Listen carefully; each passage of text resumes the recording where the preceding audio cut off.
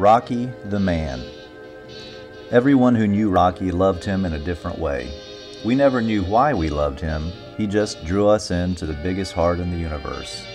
I first loved Rocky as my high school sweetheart.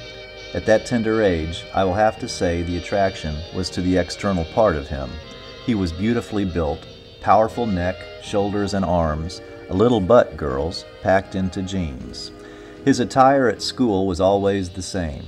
T-shirt with a flannel shirt over and tucked in, his winter wear.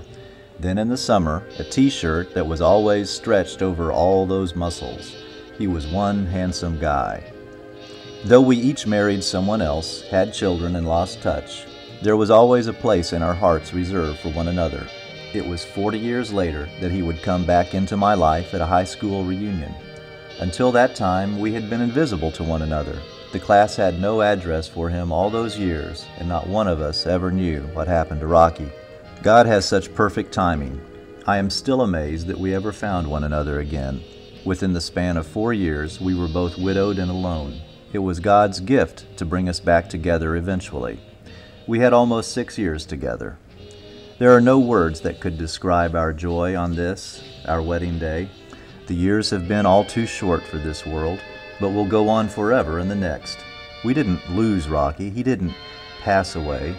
With a few breaths, he took the one last step beyond our sight. He was lovingly cared for by one of his daughters, my daughter, and me. Rocky the Man was a big old humble guy with an enormous chest to cover the big heart he had. He was always a champion for the poor, downtrodden, and the weak.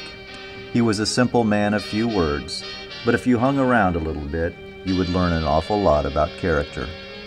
We do not have a hole in our hearts since he left. Our hearts have become bigger. We haven't lost anything. We know where he is. God just changed his address.